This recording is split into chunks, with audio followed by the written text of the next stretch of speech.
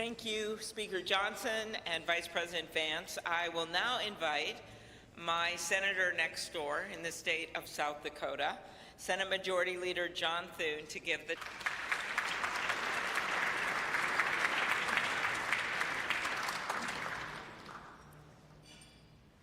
Well, Mr. President, Madam First Lady, be able to be here today with you on this historic day as we celebrate your inauguration. Mr. President, one of the most important influences in my life when I was getting started in politics was Ronald Reagan. His philosophy of limited government, his belief in peace through strength, the strength of his convictions, were all things that appealed to me. But I was also drawn by his optimism and by his belief in America. And Mr. President, those are qualities that I see in you. One of the things that resonated throughout your campaign was the unshakable belief in our country and in her citizens. You remind us of everything that's possible in America. I'm looking forward to working with you over the next 4 years to build up our great country. It says in the scriptures that if you ask for wisdom, it will be given to you and given to you generously. And so I pray, and our prayer is, that God will richly bless you in the years ahead and grant you not only strength, but wisdom. And ladies and gentlemen, I ask you to join me in raising a glass to the President of the United States, President Donald Trump. Hear, hear.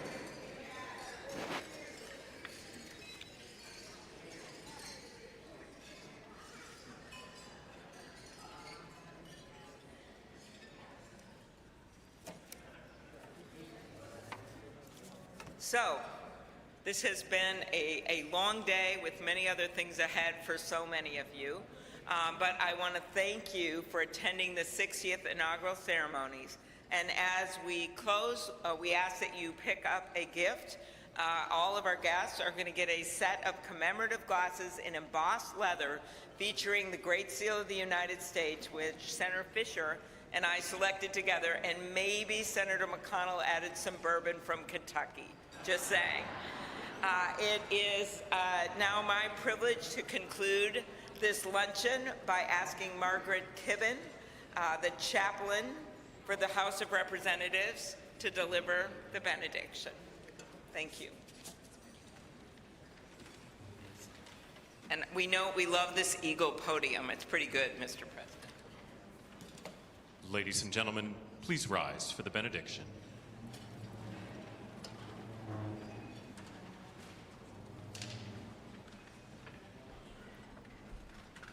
Would you pray with me? Holy and merciful God, having witnessed another successful moment in the experiment that you have entrusted into the hands of the American people, we pray your blessing on our 47th President of these United States, Donald J. Trump, and Vice President James D. Vance. Ensure that this mantle of singular responsibility and safeguarded in your keeping. Uphold him as he preserves, protects, and defends the Constitution to the best of his abilities, relying on your divine help.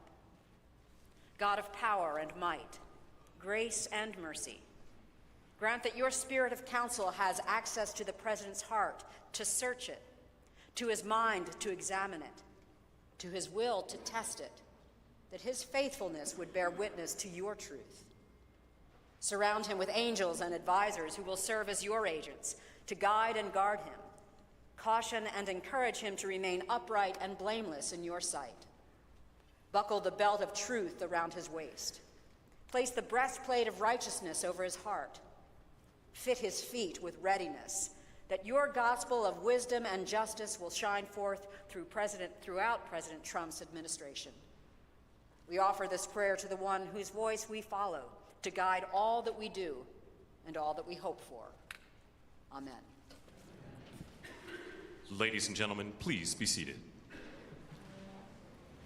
Please remain at your seats as President Trump, Vice President Vance, the Joint Congressional Committee on Inaugural Ceremonies, and the official party depart National Statuary Hall.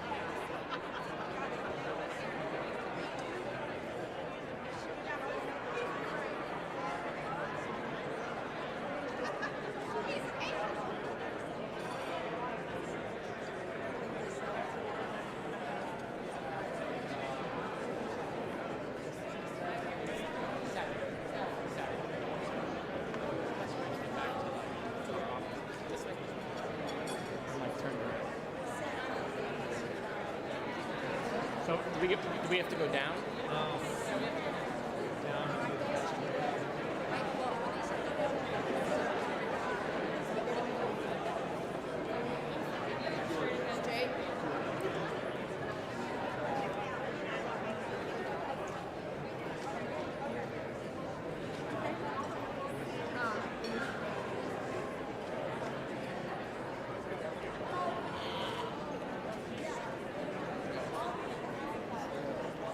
Just a little step to the governor's mansion, and then 1600 Pennsylvania.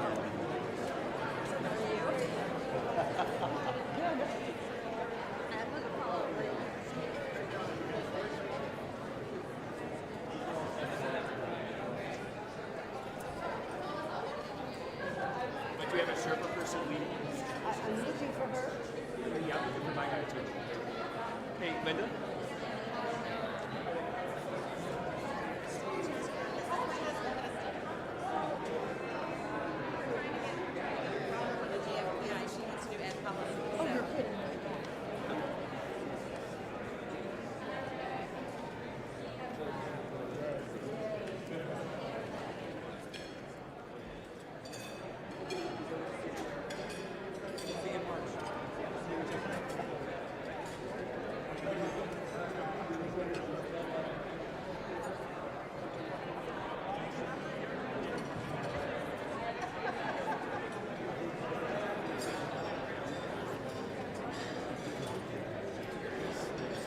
Shuttle to the Villa Hotel, and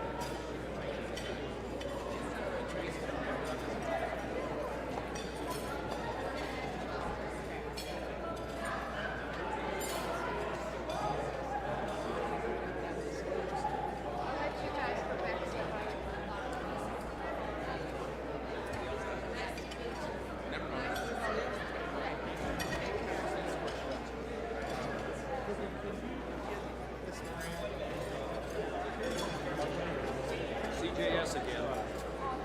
You too? I'm Jerry Moran. Hello there. Hello, Cynthia.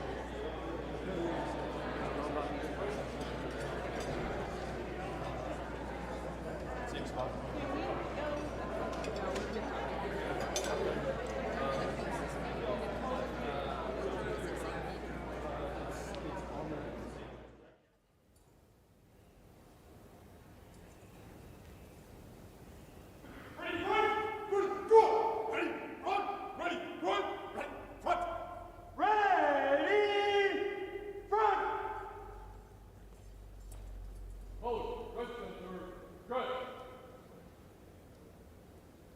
Officers, just center.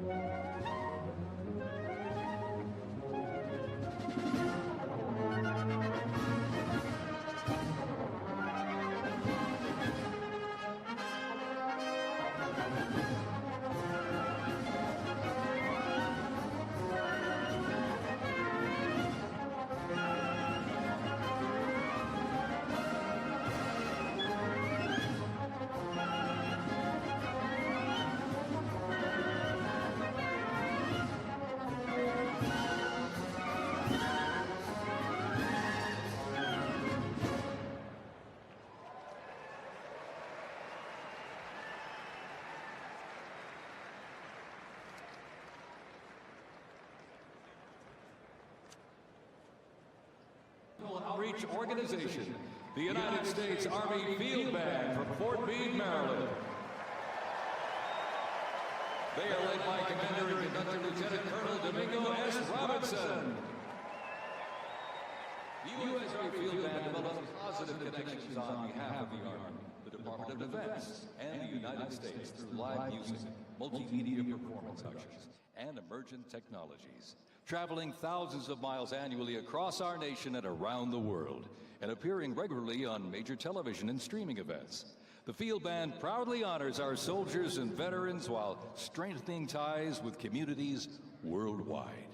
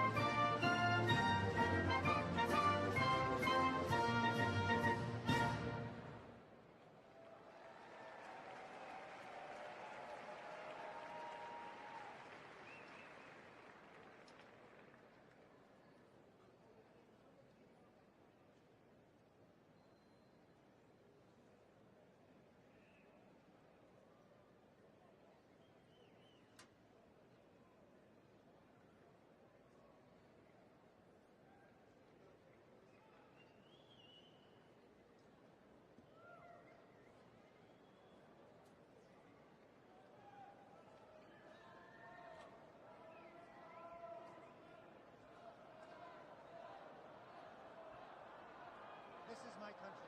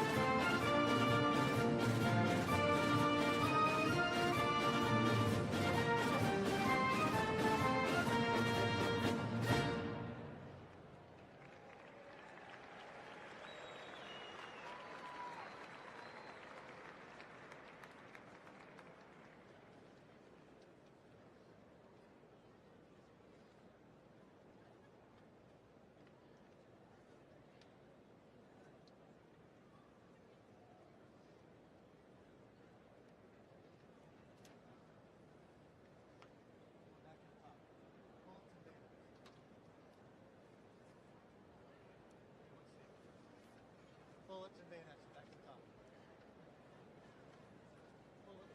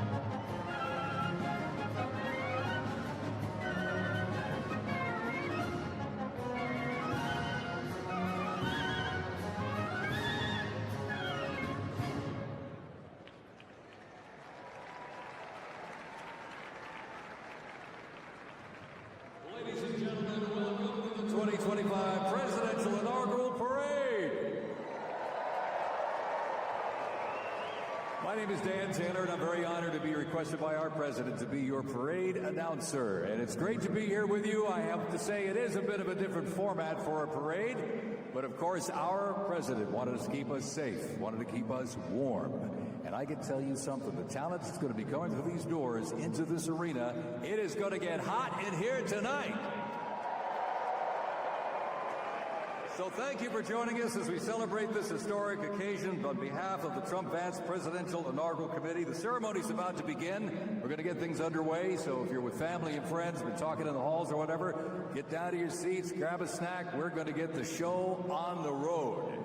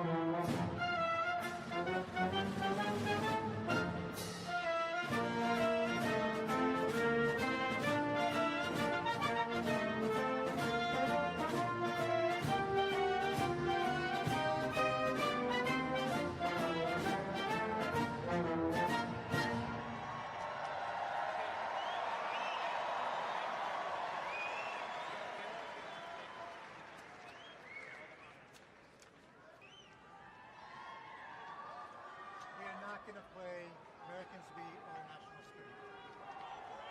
No Americans we or national spirit. Next up is honors.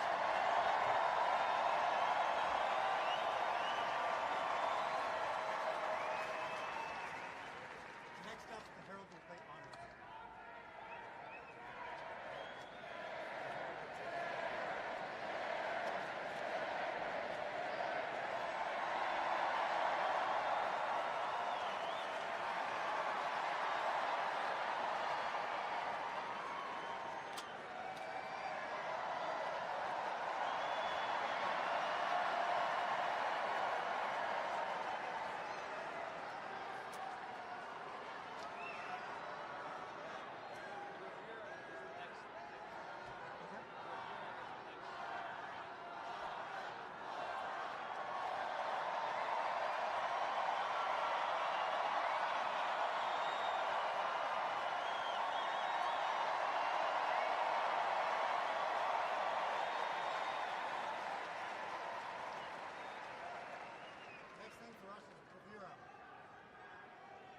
Next thing for us is bravura.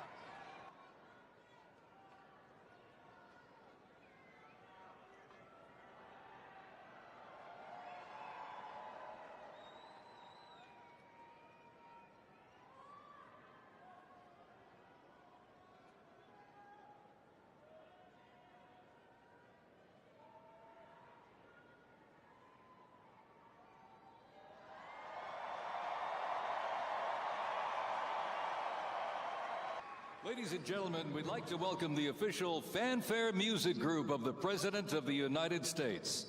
Under the direction of Major Aaron Morris, the U.S. Army Band Herald Trumpets performing their fanfare that's actually written for the 47th President of the United States. Listen to this, it's amazing. This is Brass and Glory.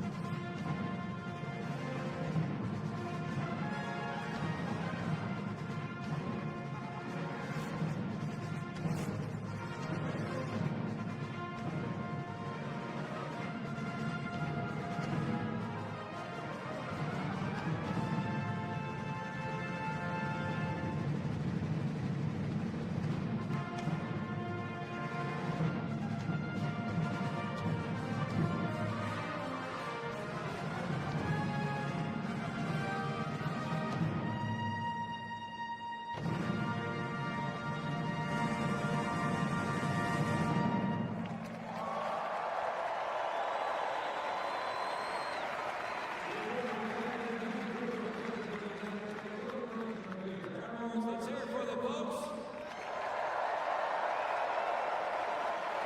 Brass and Glory.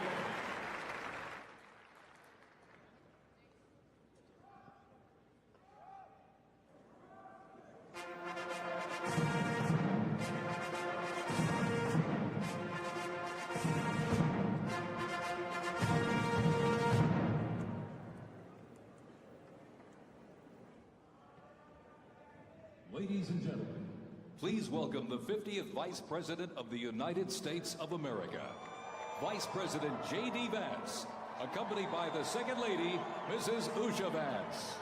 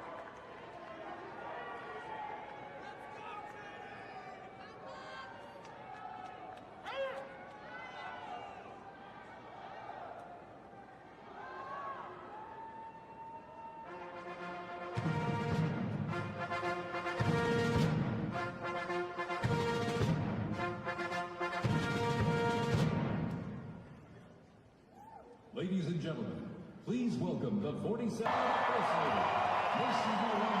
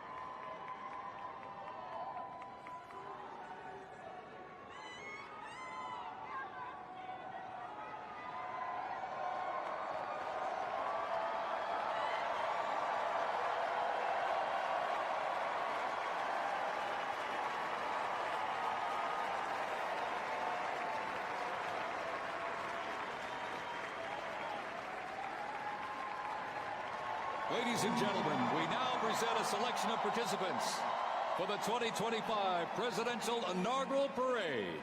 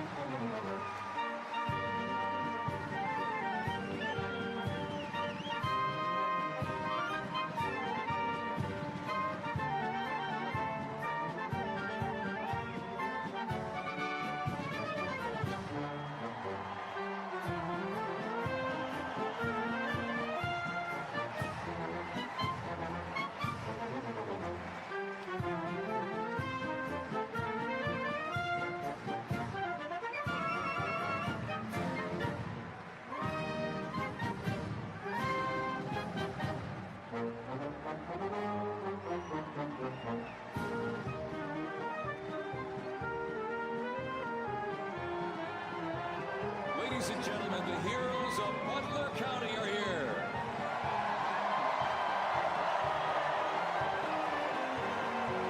And they are here to pay homage to the life, selfless community service and sacrifice of Corey Comparatori. Mr. Comparatori, a 10-year U.S. Army Reserve veteran and past fire chief to the Buffalo Township Volunteer Fire Company, who died during the assassination attempt on the life of President Trump in Butler, Pennsylvania, July 13th, 2024. Their formation consists of Pennsylvania State Police, local police, county sheriffs, emergency services unit, EMS, 911 radio dispatch, and hospital personnel, who all heroically stepped into action during the horrific attack. They are also paying tribute to the courageous service of first responders nationwide.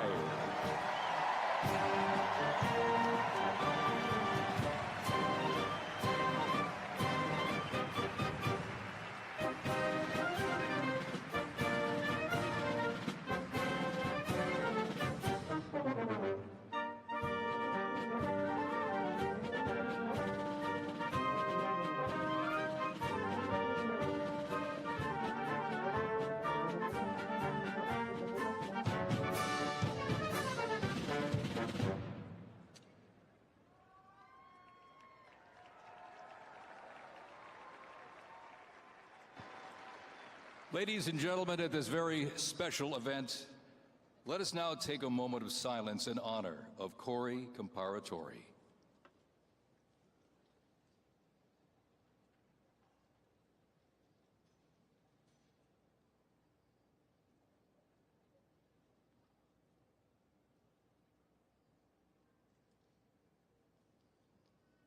Thank you very much, ladies and gentlemen.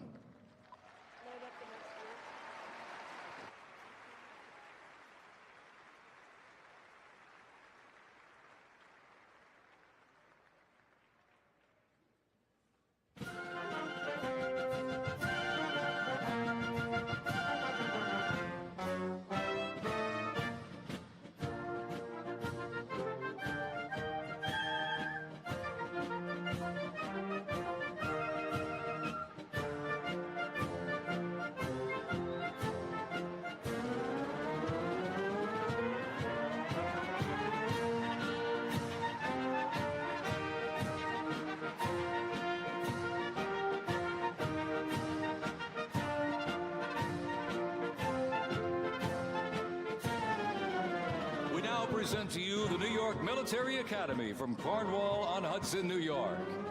New York Military Academy stands out due to its unique connection to the President himself. President Trump is a 1964 graduate and has been enshrined as one of our alumni of distinction.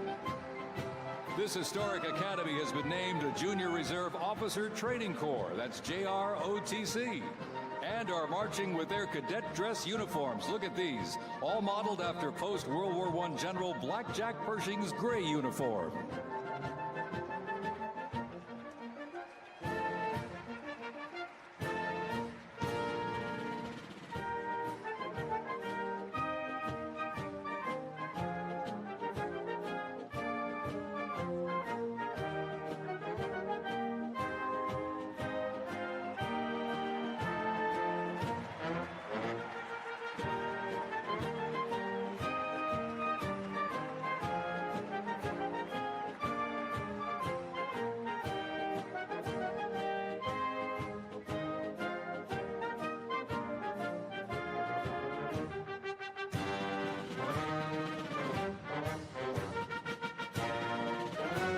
Introducing the Palm Beach Police and Fire Honor Guard Unit, representing the town of Palm Beach, Florida.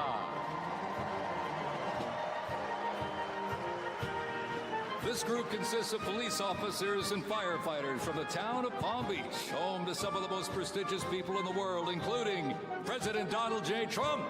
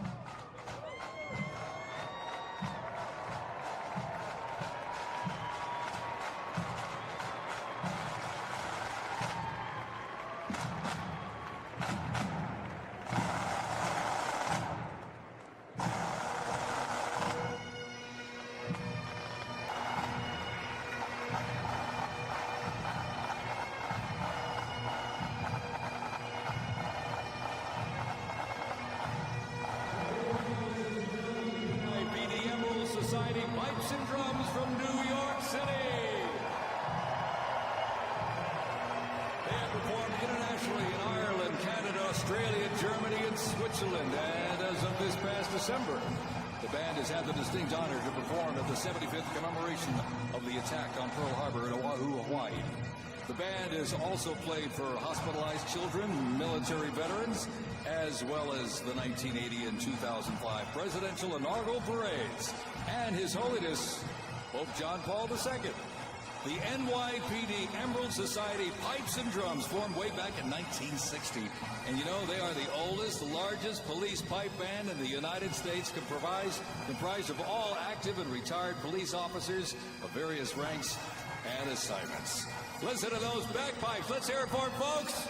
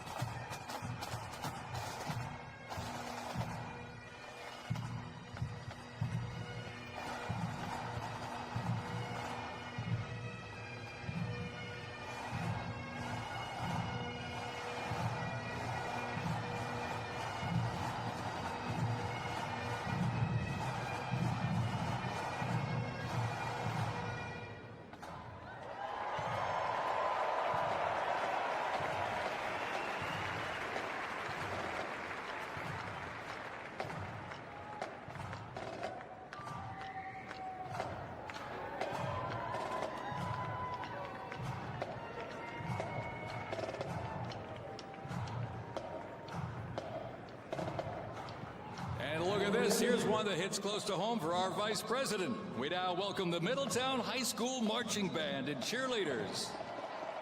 They're traveling all the way from Middletown, Ohio to proudly represent their school, our nation, and outstanding alumni, including our new Vice President of the United States, J.D. Vance.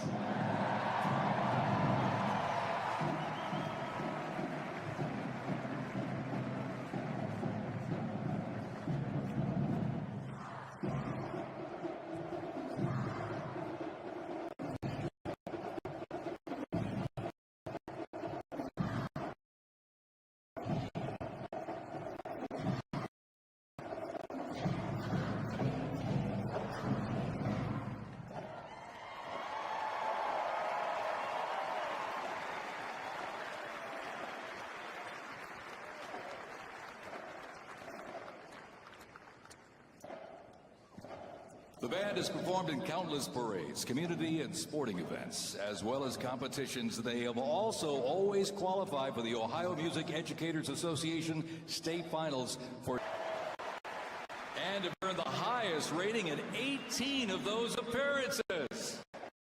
Woo! And today they performed America's Sweet Land of Liberty.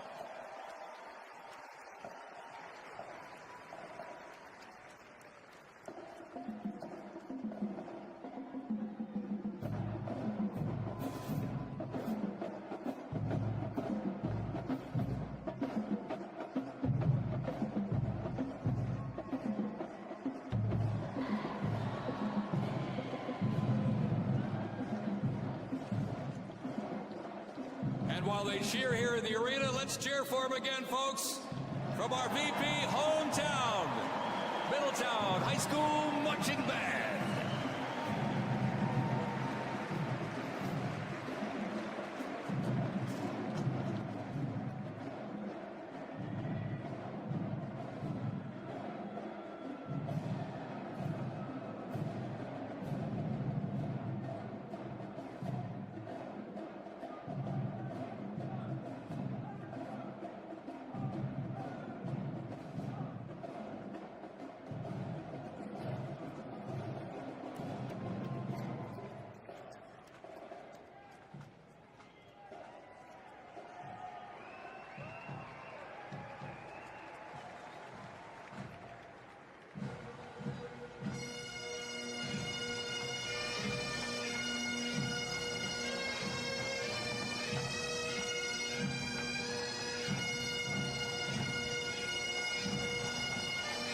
Ladies and gentlemen, entering your arena right now, traveling from Boca Raton, Florida, the Florida firefighters, pipes and drums. And they are well seasoned when it comes to civic events. They've played and participated in parades, memorials, and other ceremonial events across both the United States and Europe.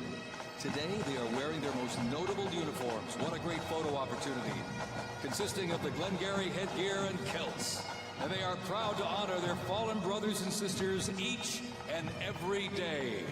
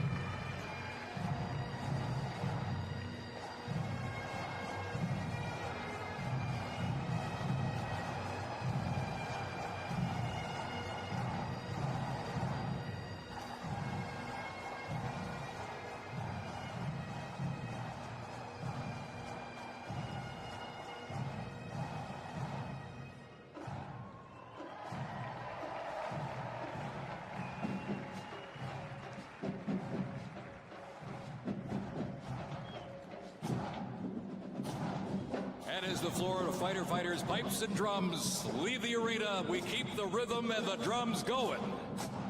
Please welcome the Stewart's Creek High School Marching Band.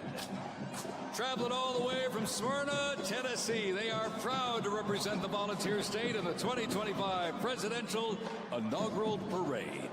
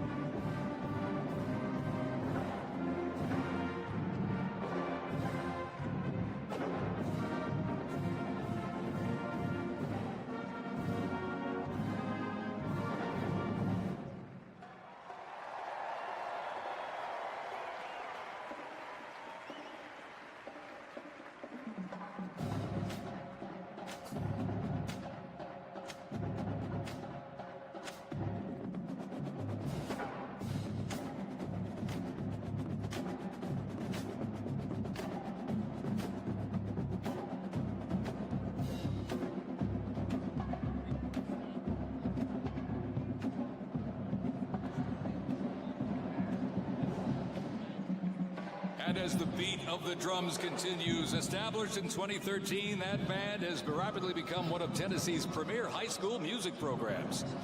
This band has participated in numerous civic events that honor significant moments in our nation's history, like the 75th anniversary of the attack on Pearl Harbor, Captain Jeff Cuss, United States Marine Corps Memorial Dedication, Chicago Thanksgiving Day Parade, and a Lincoln Memorial performance as well. The Stewart's Creek High School Marching Band, everybody! Make them feel welcome here in D.C.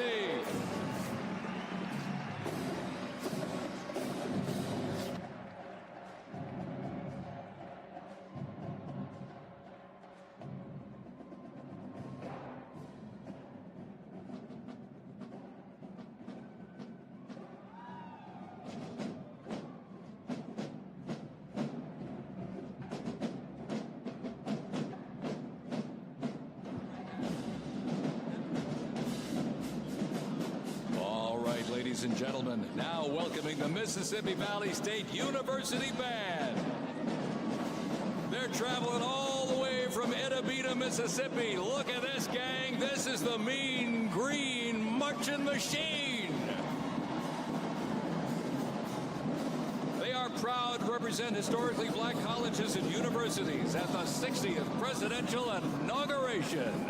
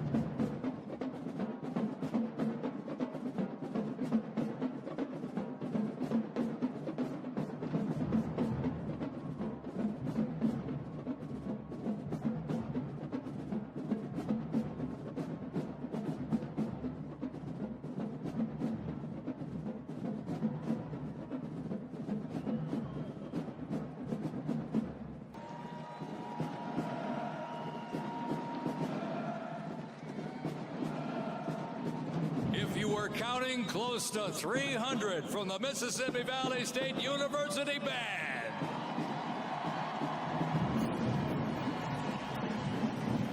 You know, since its founding, the band has consistently played a significant role at their university and across the United States. They have performed for athletic events, Mardi Gras parades, Rose Bowl parades, and many, many more. The Mississippi Valley State University Band takes great pride in presenting culturally diverse presentations for students, faculty, and the surrounding Mississippi communities. Take a look at that brass out there. Woo! That's just part of the big green marching machine. The Mean Green Marching Machine from Itta, Mississippi, ladies and gentlemen.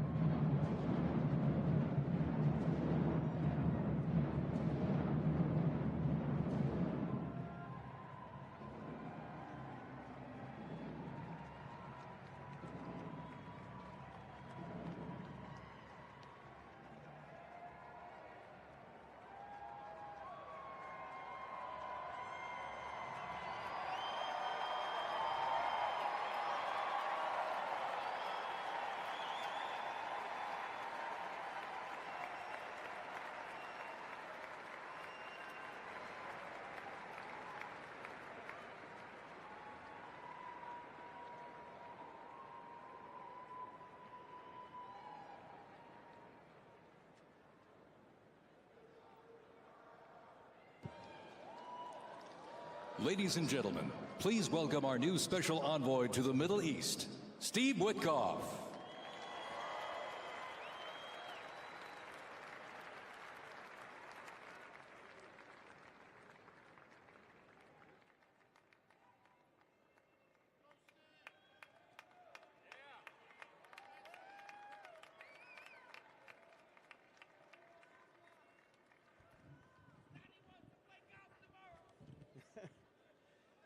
Good evening, everybody. I was appointed by President Trump to be the special envoy for peace in the Middle East.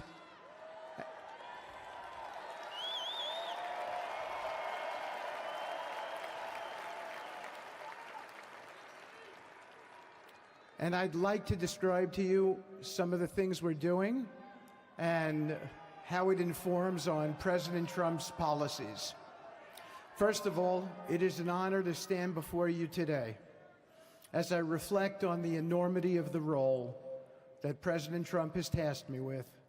I am constantly reminded of the privilege it is to serve under the leadership of my boss, President Donald J. Trump.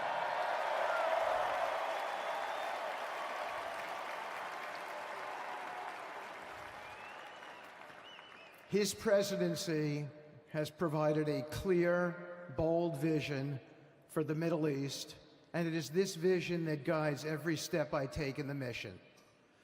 President Trump's leadership has redefined what is possible in the pursuit of progress and stability in the Middle East.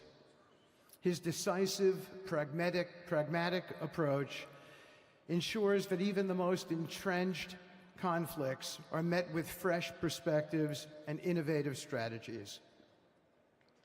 His policies have already delivered remarkable successes, such as yesterday's release of hostages in Gaza.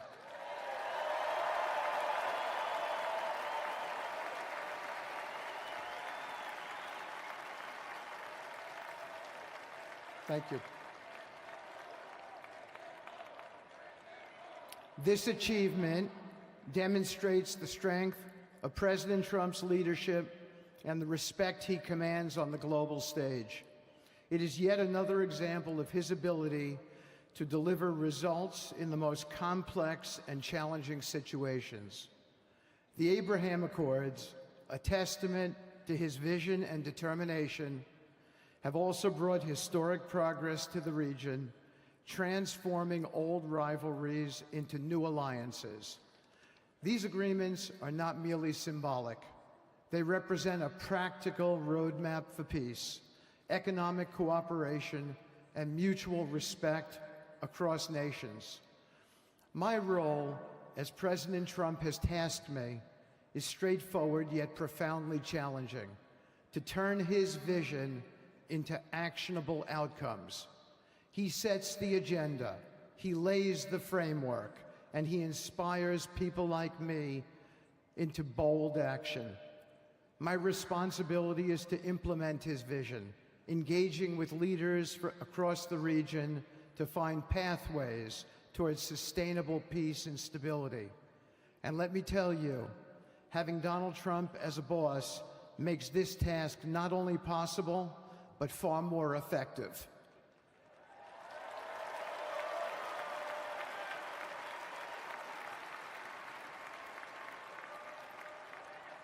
President Trump's reputation as a leader who delivers results resonates far beyond Washington. Leaders in the Middle East know he means what he says. His ability to cut through bureaucratic gridlock and focus on tangible results is the game changer. It allows me to approach delicate negotiations with the confidence that the full weight of the United States is behind me. The principles President Trump has laid out for our approach to the Middle East and foreign policy in general are fourfold, and they are clear. 1, respect for sovereignty. Every nation deserves the right to determine its own destiny, free from the interference of external powers.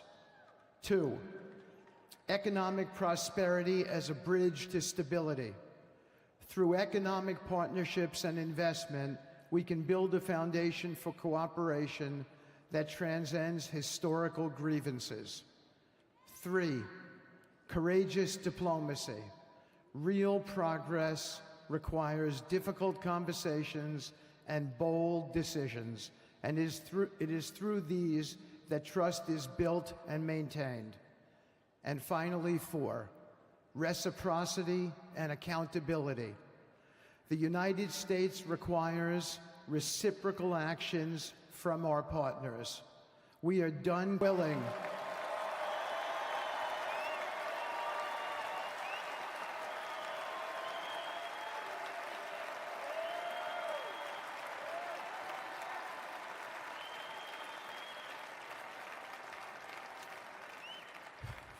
We are done carrying the financial burden for nations that are unwilling to fund their own progress. The days of blank checks are over.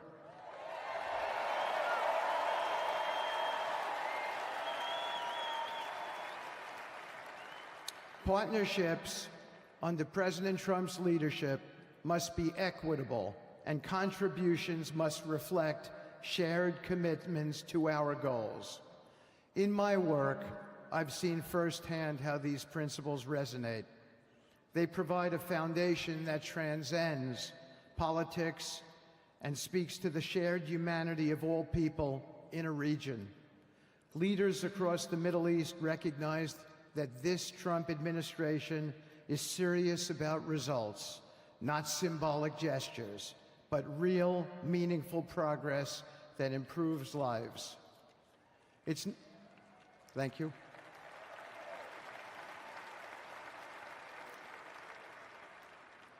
It's not always easy. There are moments of deep challenge and frustration. Decades of mistrust cannot be undone overnight. Yet I take comfort in knowing that I am not in this alone. President Trump's clarity of vision ensures that I never have to question what success looks like. His leadership provides the confidence and direction necessary to navigate these complexities. As we move forward, my commitment is to continue the work of advancing President Trump's vision for the Middle East, whether through expanding the Abraham Peace Accords, fostering economic development, or facilitating dialogue between long-standing adversaries. My focus remains on actionable results. Let me close by saying this: a stable and prosperous Middle East is not an unattainable dream. It is a goal within our reach, made possible by strong leadership and unwavering commitment. Under President Trump's guidance, we are proving that the impossible can become reality. Thank you, but I have one more thing to say. We have some special people for me to introduce you to tonight. President Trump has been talking to them as well. They are the families of hostages from Israel who have been in Gaza for the last year and a half. There are many of them here today. Several of the families have lost children and loved ones, and they're here because they're part of an effort to retrieve their bodies so they can be buried in a proper way. Several have children who are still in captivity. There is an American family here whose loved one is scheduled to come out in 14 days, and they're going to be meeting the president tonight. So let's give them all some love and a big hand. Come on up.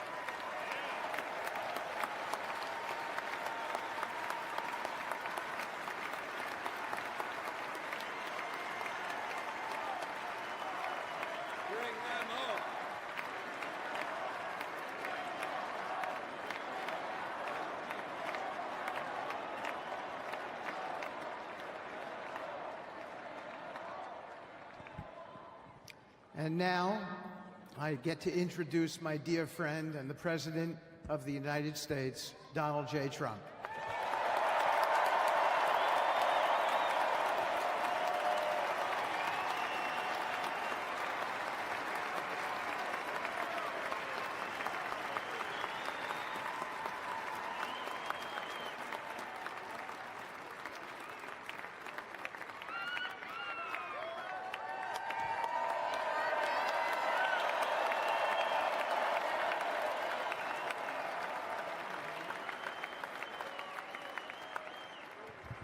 Thank you very much, everybody. Appreciate it. Thank you.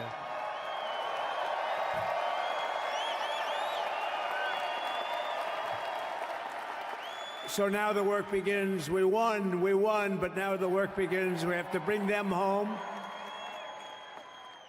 And you know, tonight I'm going to be signing on the J6 hostages, pardons, to get them out. And as soon as I leave, I'm going to the Oval Office and we'll be signing pardons for a lot of people, a lot of people. And thank you to Steve Witkoff. He's a great guy. He's a friend of mine. He's been a very successful man. He's a great negotiator. He's a wonderful guy. People love him. And he's got a tremendous power of persuasion. And that's what we need. We don't need stiffs. We don't need stiffs. We got a lot of stiffs. You just had a whole load of them. And to the former hostages with us today, welcome. Welcome home. Some of the folks are former hostages. Not a good situation. The three young ladies that came home yesterday, you saw that. They're more coming home every day now. They're coming home. But they were hurt. They were hurt. They were hurt. One had her head blown off, fingers on her hand, and her hand indeed was blown off. She was trying to defend herself from a bullet being fired. You believe this? A bullet knocked off her hand. I don't know. You look at it, it's a disgrace. We never stopped praying for you, and we're so glad that you're reunited with your friends and families, and God bless you all. And some of them are just saying, no, my son is gone, but please just bring home his body. Right, Steve? Many of you have told me that your son is gone, but bring home his body. It should have never happened. 3 years, it's ridiculous. Should have never happened. Wouldn't have happened. I also want to express my tremendous gratitude to the hundreds of thousands of proud American patriots who came from all across the country to join us in this celebration. It's a celebration of a big win.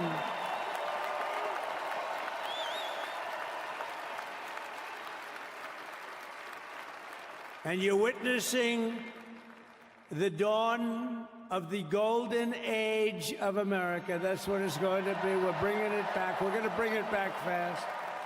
We're going to bring it back fast. Let us also thank the incredible service members, National Guardsmen, Police, Secret Service, and law enforcement personnel who are keeping us all safe, even though they are great people. New York's finest. I grew up with New York's finest, and we got to give them their authority back. You won't have any crime. There'll be no crime. You give them little authority back. The whole way they run things in this country now, it's disgraceful. But it's going to change rapidly. We're going to make our cities safe again, too. Even though we're indoors, we've had a magnificent inaugural parade. And let's give a big round of applause. They were great. To all of the incredible performers and hardworking men and women who made it possible. Those people, really talented, amazing people.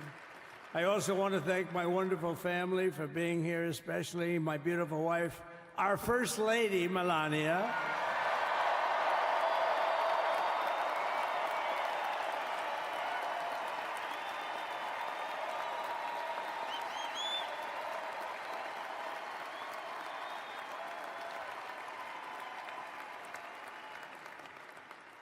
They love our First Lady. And also, JD. How good has JD been?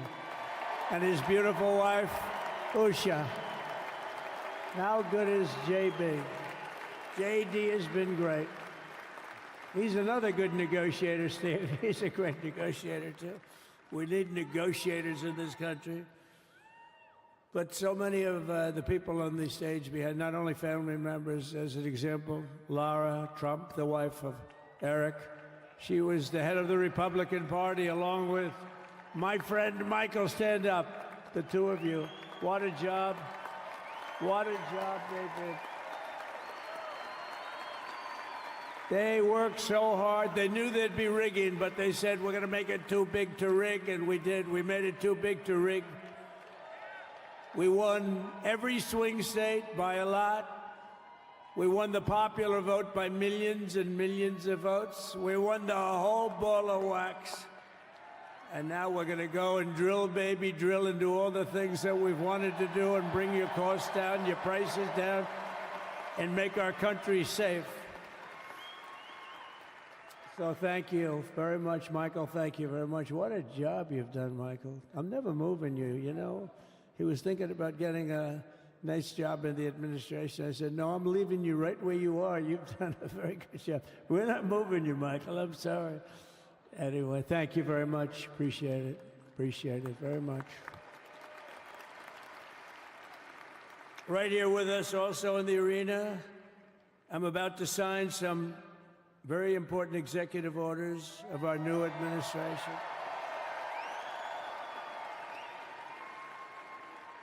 Hey, Don, will you stand up, please? Don is another one. How about Don? This guy.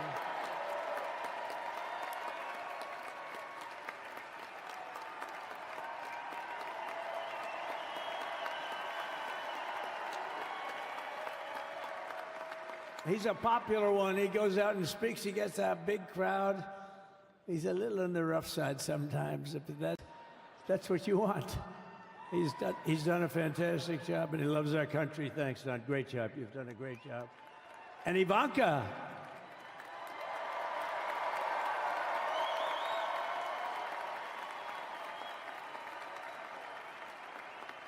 And you know, Jared negotiated the Abraham Accords, which are the biggest deal made in the Middle East in many, many years, and it's really something. Jared, stand up, Jared.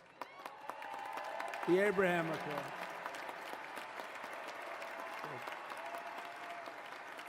And Tiffany's going to have a little baby. And Michael.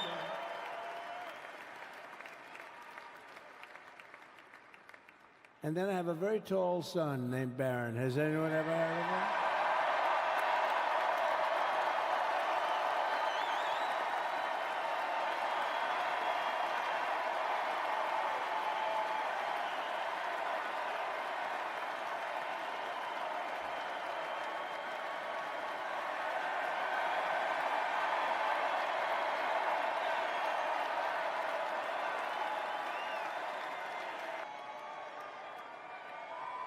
Thank you.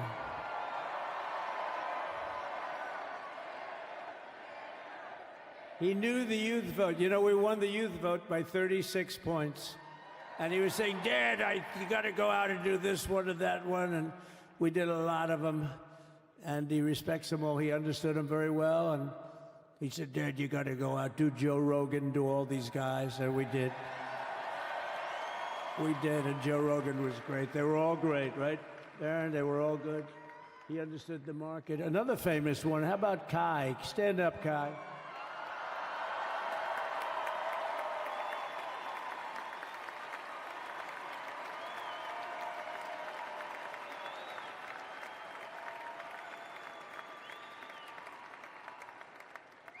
Is that Byron Donalds back there? Stand up, Byron. Stand up. What a future this one has. What a future. That's great, Byron. Thank you very much. And how about Lutnick, Secretary of Commerce? He's going to take in more money than any country has ever even thought about. He's going to take in some money.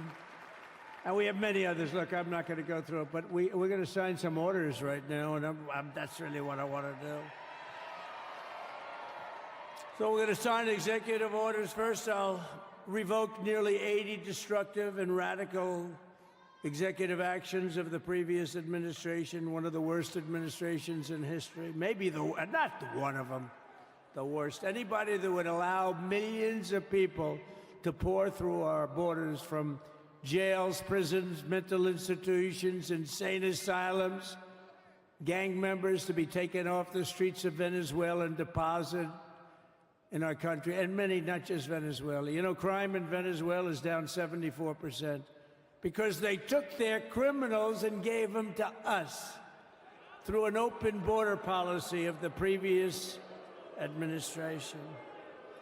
All over the world, they're emptying their prisons into our country. They're emptying their mental institutions into our country. It stops as of 1 o'clock this afternoon, okay? It stops.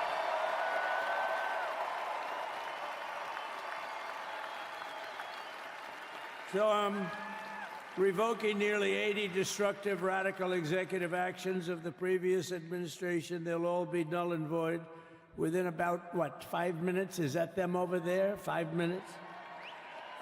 And next, to gain immediate control of the vast federal out-of-control bureaucracy, I will implement an immediate regulation freeze, which will stop Biden bureaucrats from continuing to regulate. Most of those bureaucrats are being fired. They're gone.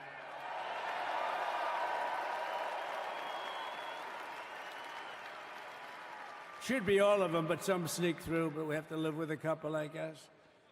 I'll also issue a temporary hiring freeze to ensure that we're only hiring competent people who are faithful to the American public, and we will pause the hiring of any new IRS agents. We will also require that federal workers must return to the office in person. And we're going to take the 88,000 people that they hired to go after you with guns. By the way, they're allowed to use guns and harass you like they were so many other people. Remember this. Okay, remember? Do you remember a little statement about tips? Does anybody remember that little statement? I think we won Nevada because of that statement. But they went out and harassed you over the tips. In other words, we are restoring control of our government to the people. We're going to take those 88,000. Let's see if they'd like to work on the border, because that's where we want them, really.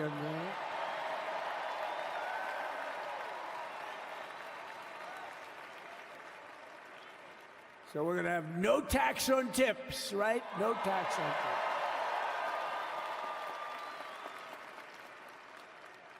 And we may have, like the Speaker of the House, is he here? He's done such a good job. Is Mike here? He's around here someplace. I saw him just a little while ago. Hello, fellas. Look at you guys. Yeah, I know it. He's great. He's doing great. They're all doing good. The Republican Party has never been unified like it is right now. They want to save our country. And we're going to more than save it. We're going to make it greater than it's ever been before by a lot. Next, I'm going to sign a presidential memorandum directing every member of my cabinet to marshal every power at their disposal to defeat inflation and rapidly bring down the cost of daily life, because your costs have gone through the roof in the last 4 years. Perhaps you didn't notice. Does anyone notice their costs are like double, triple, quadruple? You can't buy bacon. Apples have doubled in price. You want an apple, anybody? Pay twice what you did 2 years ago. We'll put more money in your pocket, and we'll bring back the American dream and to reduce energy costs and liberate our economy. So we have more oil and gas than any country in the world, and we're going to use it. We're not going to do the wind thing. Wind. Big, ugly windmills, they ruin your neighborhood. They ruin you. If you have a house that's near a windmill, guess what? Your house is worth less than half. And did you see up in New England with the whales? You see what's happening? So they had 2 whales killed in about 14 years. Last year and the year before, total, they had 28. So if you're into whales, you don't want windmills either. And they're the most expensive form of energy that you can have by far. And they're all made in China, by the way, practically all of them. And they kill your birds and they ruin your beautiful landscapes. But other than that, I think they're quite good, right? Now, remember when we used to joke and kid when we were kidding, but we don't kid anymore? They want to watch the debates on television. They want to watch your favorite president on television. But the wind isn't blowing, so we can't watch television that night, Gladys. Remember? Gladys, I'm sorry, the wind is just not blowing. We're not watching Trump tonight. But I'm immediately withdrawing from the unfair, one-sided Paris Climate Accord ripoff. The United States will not sabotage our own industries while China pollutes with impunity. You know, China, I mean, look, they use a lot of dirty energy, but they produce a lot of energy. And when that stuff goes up in the air, you know, it doesn't stay there. It's not like you got a wall. We love walls, don't we? Not like you have a wall around and it doesn't. It floats into the United States of America after 3.5 to 5.5 days. It floats across the oceans and it comes right over your neighborhood and it falls into your neighborhood. So they all say, we have to fight for cleaner air, but the other dirty air is dropping all over us. So what the hell are they talking about? Unless everybody does it, it just doesn't work. You know, we had the cleanest air and the cleanest water that this country's ever had under the Trump administration, and we didn't do anything to stop jobs and stop production. Believe me, you're going to see a lot of companies come pouring back because tariffs. I always say tariffs is the most beautiful word to me. Then I was reprimanded by the fake news. They said, what about love, religion, and God? I said, I agree. Let's put God number one. Let's put religion number two. Love, I don't know. We got to put that number 3, I guess, right? And then it's tariff. Because tariffs are going to make us rich as hell. It's going to bring our country's businesses back that left us. And I'll also sign an executive order to immediately end federal government censorship of the American people. In America, we believe in free speech, and we're bringing it back starting today to stop the weaponization. Oh, do I know about that? These creeps. Deranged Jack Smith. You ever hear of him? Deranged. He's a deranged prosecutor. He's sick. They suck him on me. He's now been reduced to getting on an airplane, going back to The Hague or wherever the hell he came from. We got to get rid of that guy.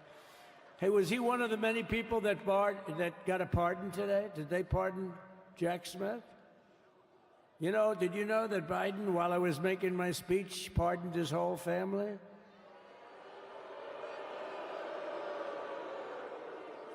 The brother, the whole deal was pardoned. Can you imagine that? While I was making my speech. Did you like my speech?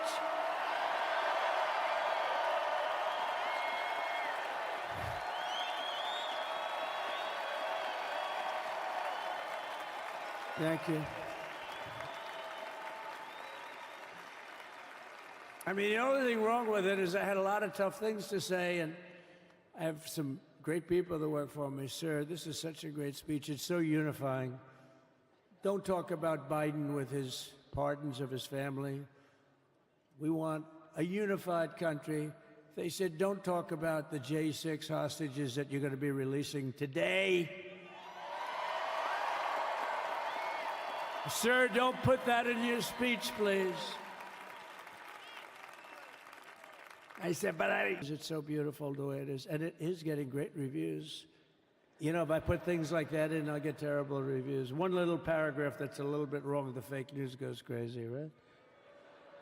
So I said, all right, I won't put it in my speech, but you know what? I'm speaking in front of a hell of a lot of people at a place called Capital One Arena, and I'll talk about it there. So we're going to be going over the beautiful Oval Office, one of the great offices in history. Even if it wasn't beautiful, it's the Oval Office, but it is beautiful.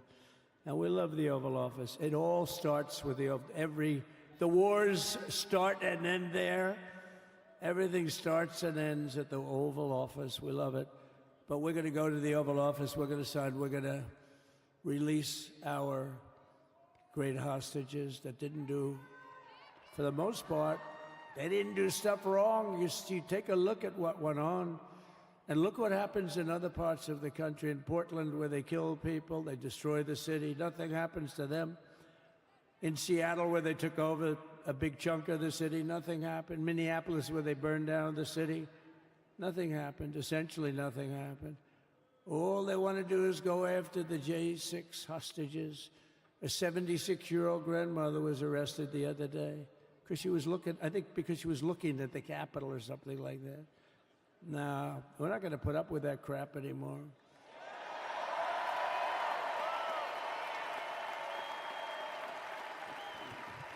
And to stop the weaponization of law enforcement, I've been investigated more than any human being in the world. I believe I have the all-time record. Every day a subpoena. Every single day would get subpoenas. I was more than any person. Alphonse Capone, remember I used to talk about it? Now, Alphonse Capone, Scarface, he was a pretty rough guy. He was investigated about 1/100th what Trump was investigated. My father's looking down at me, my mother, how the hell did this happen? You know what it is? They investigated their political opponent, the opponent of Biden, and then ultimately Kamala. Has anyone ever heard of Kamala?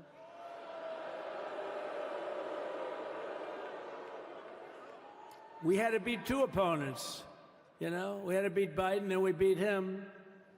Now he goes on top. The guy was like 39 points down. I think I could have beaten Trump. They should have left me and I would have beaten. No, his debate performance wasn't the best, right? That's what killed him. And then they had a change, and that's like you get into a fight. The great Dana White spoke last night. We love Dana White, right? UFC. That's like he puts in two fighters. One of them's getting creamed, getting really beaten, and they say, all right, take him out. Let's put somebody else in to finish up the fight. That's what they did to us. They gave us somebody new, but we took care of both of them. So we beat actually two opponents. But to stop the weaponization of law enforcement and our government, I will also sign an order directing every federal agency to preserve all records pertaining to political persecutions under the last administration, of which there were many, and beginning the process of exposing any and all abuses of power, even though he's pardoned many of these people. Can you believe it? He's pardoned them. You know why he did it while I was speaking? Because that way I couldn't speak about it. I was speaking. I didn't know he did it. I finished my speech, and they said, sir, he pardoned his whole family. I said, oh, can I go back out there and talk about it? Somehow that wouldn't be very elegant. But we have plenty of time to talk about it, and we will. We're doing all of this on our very first day in office. You know, don't forget, we've been in this position, really, where we won the primaries in record time. We were the fastest win of a primary ever in political history, which is a very nice thing. It's nice to know. Well, the second election was rigged, so we knew we were doing well. And if it wasn't, you know what? If it wasn't, I would have never run. But the third one was just a monster. Boy, was that a big one, huh? That was a big one. On the second one, we got like 10 or 12 million votes more than the first one. How about that? We did great on the first one. We did much better on the second one. But bad did we do well on the third one. So we're gonna have some fun. It's very simple. We're gonna make our country great. We're gonna make our country great again. We're gonna make America great again. How good a name is MAGA, though, right? You know? I was going to say, keep America great, but unfortunately it wasn't great. Can't say keep it great. It will be great again, but CAG, keep America great, CAG, I don't think it's ever going to replace MAGA. Does anybody like CAG? I don't think so. It's never replacing MAGA. Nothing will ever replace MAGA. MAGA was the most successful political operation, political movement in the history of our country, maybe in the history of the world. Let's see what happens, because we're not finished yet. We're not finished yet. We got a long way to go.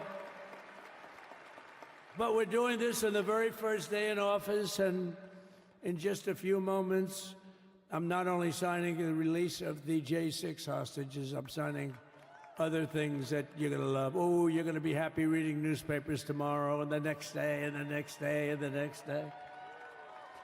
So I just want to thank, I mean, look at this place. It's full to the rafters. You don't have any, look at those people up there. You don't have any empty seats. And by the way, the Capital One owners, they are so good. We got to root for their teams because they have been so great to MAGA, to us. And I just want to thank Ted and everybody. You guys have been fantastic. And the ice hockey team's doing great. Ovechkin's pretty good, right? They're doing great. So I want to thank them, Capital One arena owners. They have been absolutely fantastic. And thank you once again to everyone. And I can only tell you, you're going to be very happy. You're going to watch a lot of good things happen. We got to stop some wars that are happening and going on. Some stupid things are happening. The war with Ukraine would have never happened, and it has. As you know, Israel would have never been hit on October 7th, and none of you would be up here. None of you would even know anything about this tragedy that you're going through right now. But Iran was broke. Anybody that bought oil from Iran, they couldn't do any business with us.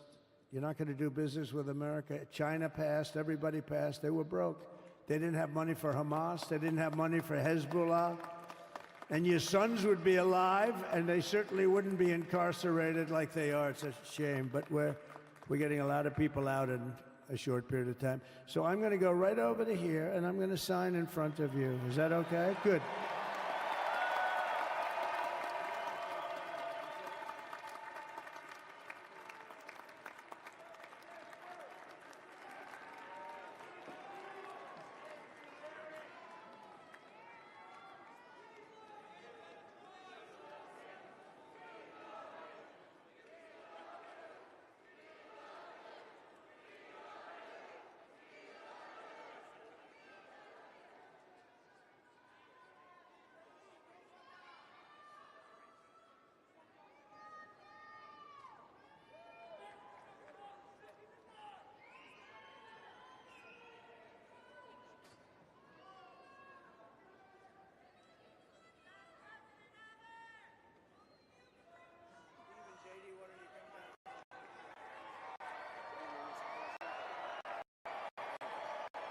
You have that other one to sign?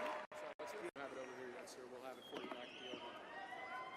The first is the rescissions of 78 Biden-era EOs and presidential memoranda. You want to call it out? Do you want to say it? Do you want to say it? Oh, if you want me to, sir. Why don't you say what I'm signing? Sure. The first item that President Trump is signing is the rescission of 78 Biden-era executive actions, executive orders, presidential memoranda, and others.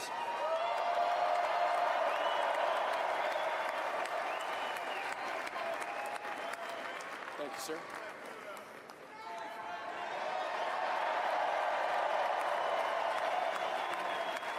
Thank you.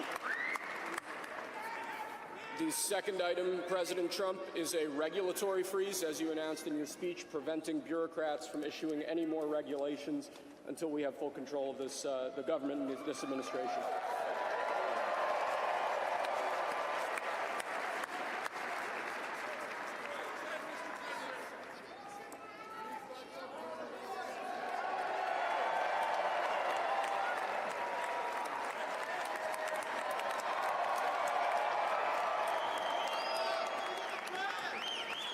Thank you, sir. Sir, can I have a pen? The next item, sir, is a freeze on all federal hiring, excepting the military and a number of other excluded categories. Again,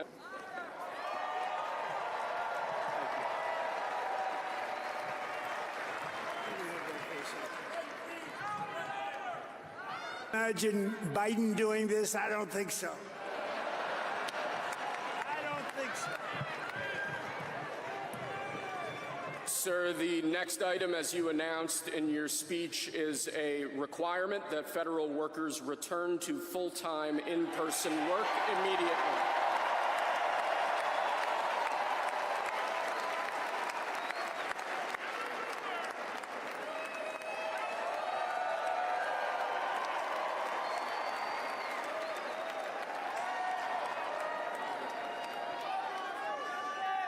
Thank you, sir.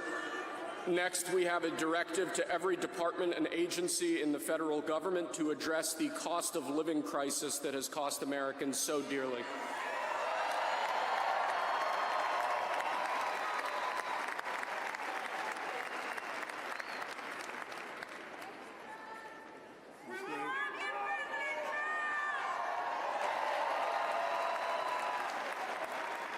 Thank you, sir. The next item here is the withdrawal from the Paris Climate Treaty.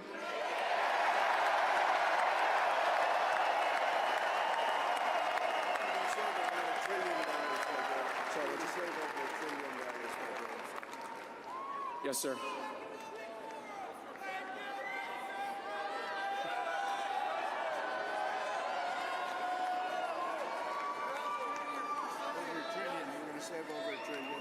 We're going to save over $1 trillion by withdrawing from that treaty.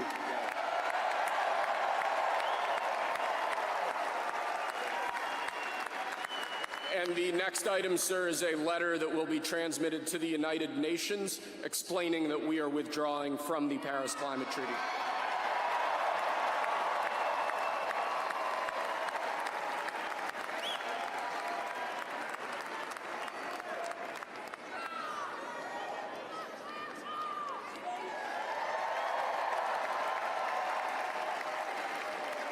Thank you, sir.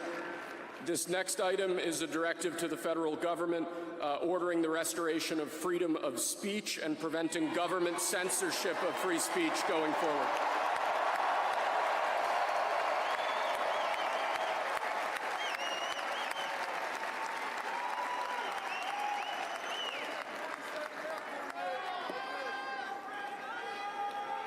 And lastly, sir, before we go back to the Oval Office to sign a large number of other items, is a directive to the federal government ending the weaponization of government against the political adversaries of the previous administration, as we've seen.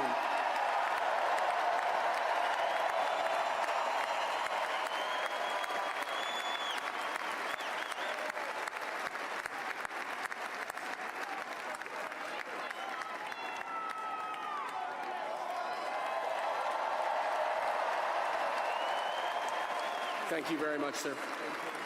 Appreciate it.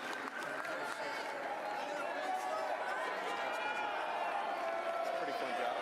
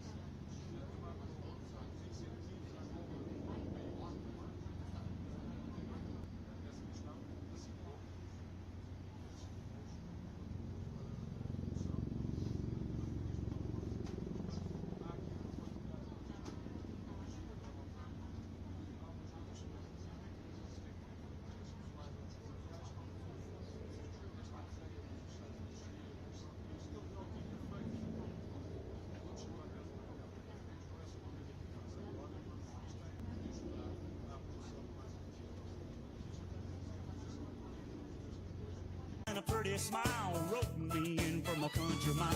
So come on over here and get in my arms, spin me around this big old barn, tangle me up like grandma's yarn.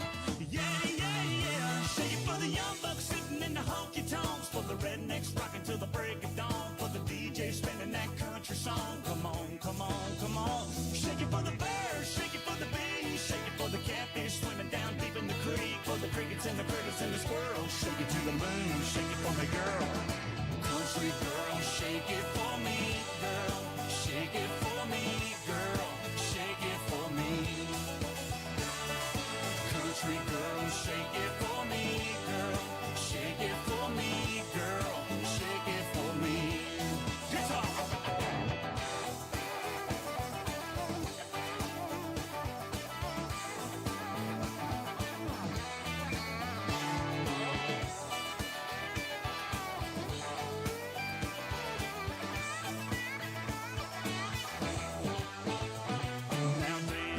Like a dandelion in the wind on the hill underneath the pines. Yeah, move like the river flows. Feel the kick drum down deep in your toes.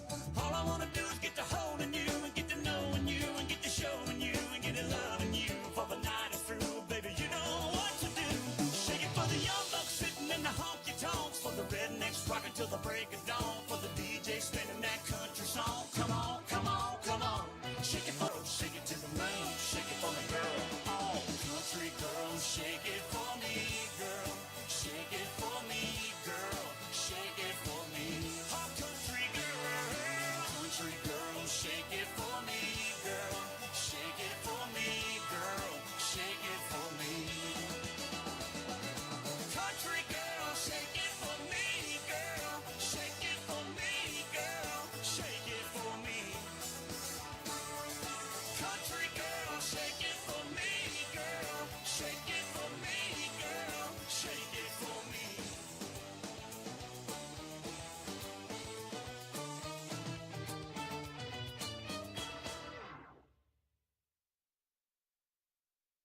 Please don't stop the music.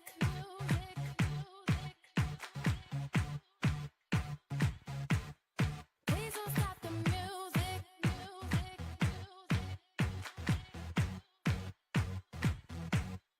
Please don't stop the music.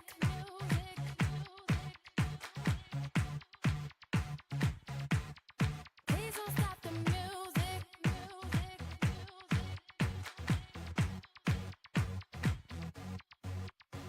It's getting late. I'm making my way over to my favorite place. I gotta get my body moving, shake the stress away. I wasn't looking for nobody when you look my way. Possible candidate, yeah. Who knew that you'd be up in here looking like you do? You make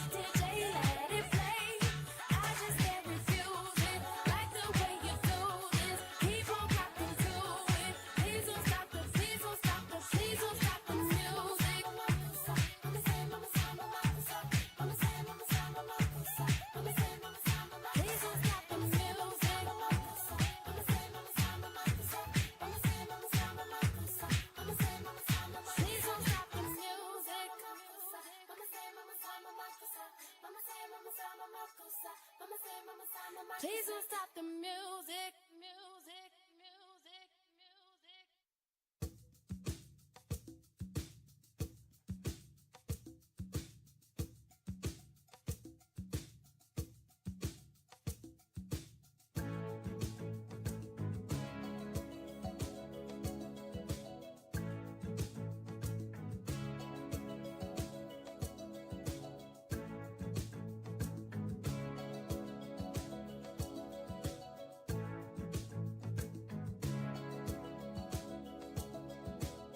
I hear the drums echoing tonight, and she hears only whispers of some quiet conversation. She's coming in 12:30 flight. The moonlit wings reflect the stars that guide me towards salvation. I stopped an old man along the way, hoping to find some old forgotten words or ancient melodies. He turned to me as if to say, hurry boy, it's waiting there for you. It's gonna take a lot to drag me away from you. There's nothing that 100 men or more could ever do. It's down in Africa. Gonna take some time to do the things we never had.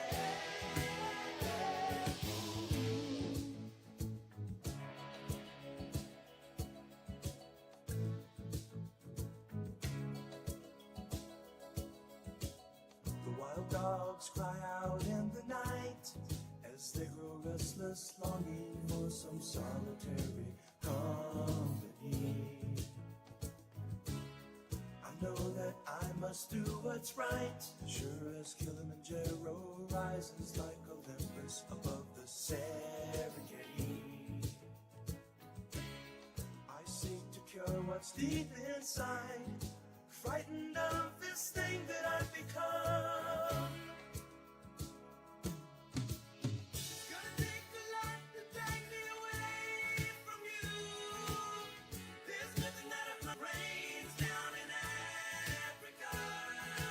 It's gonna take some time to do the things we never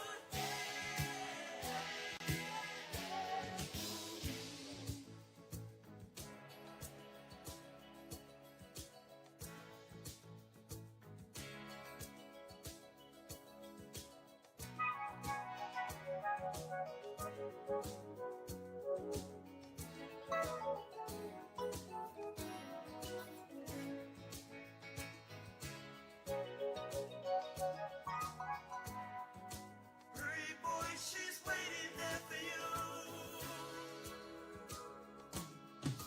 It's gonna take a lot to drag me away from you. There's nothing that 100 men or more could ever do. I bless the rains down in Africa. I bless the rains down in Africa. I bless the rains down in Africa. I bless the rains down in Africa. I bless the rains down in Africa. It's gonna take some time to do the things we never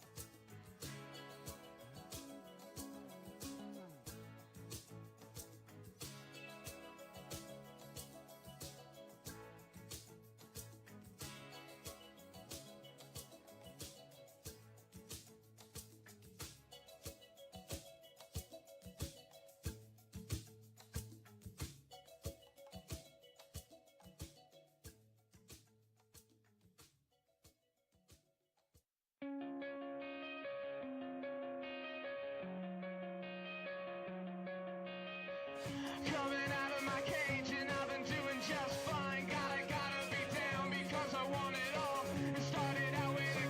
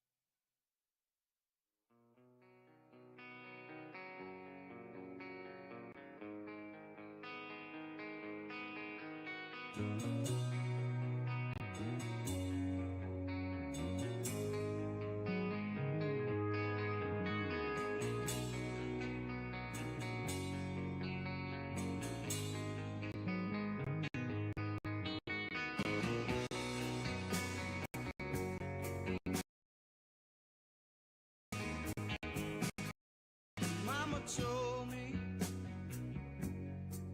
when I was young, who sat beside me, my only son. Listen closely to what I say.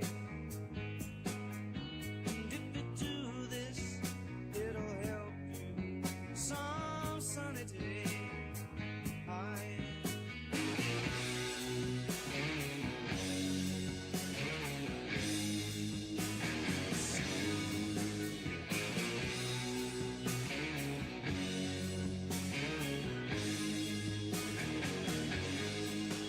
Take your time, don't live too fast. Troubles will come, and they will pass. We'll find a woman, and you'll find love. And don't forget, son, there is someone up above. And be a simple kind of man, or be something you love and understand. Baby, be a simple kind of man.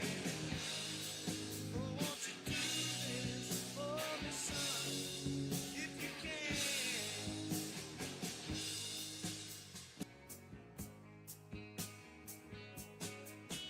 Get your lust for the rich man's gold. All that you need is in your soul. And you can do this if you try. All that I want for you, my son, is to be satisfied and be a simple kind of man, or be something you love and understand. Baby, be a simple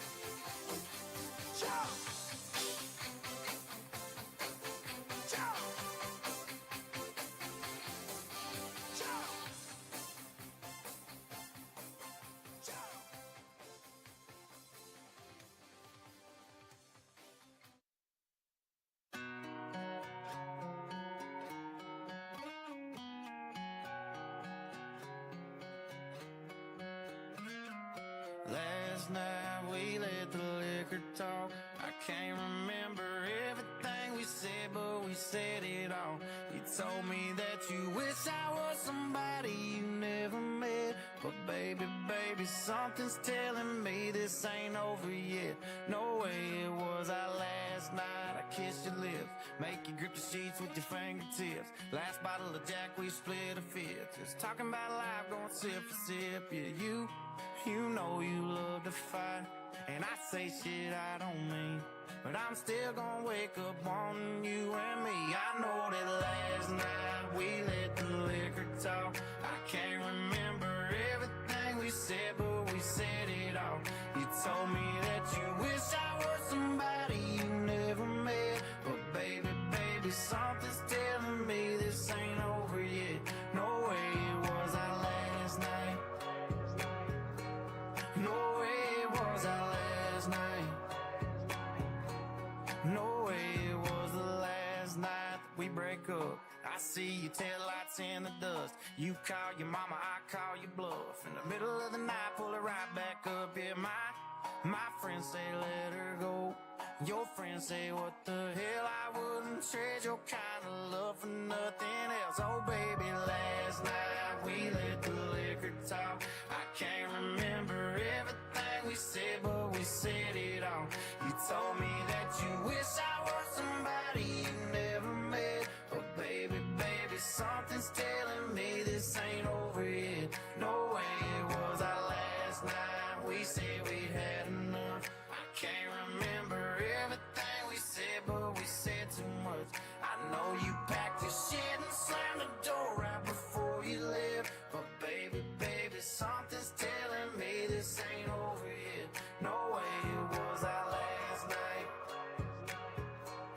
No way it was our last night. I know you said this time you really weren't coming back again. But baby, baby, something's telling me this ain't over yet. No way it was our last night. No way it was our last night.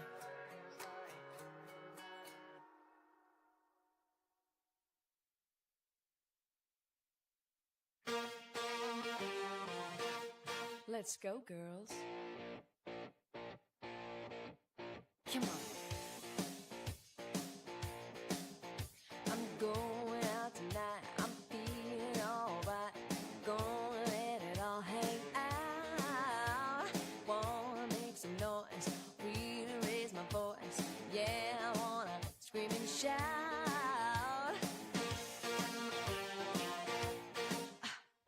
No inhibitions, make no conditions. Get a little out of line.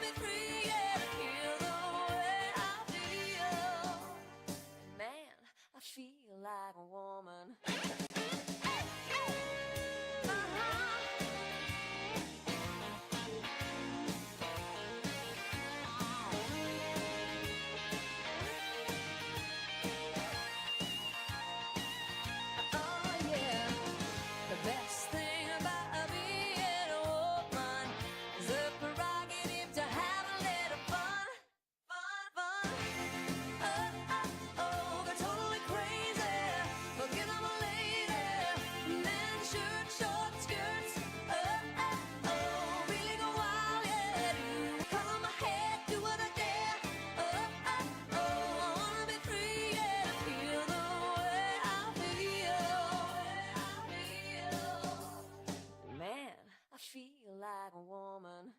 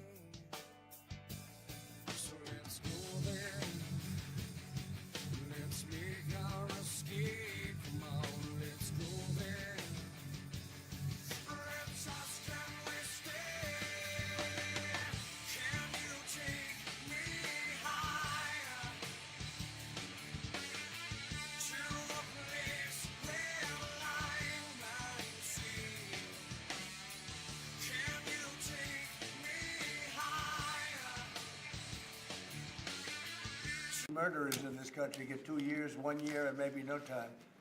So they've already been in jail for a long time. These people have been destroyed. What they've done to these people is outrageous.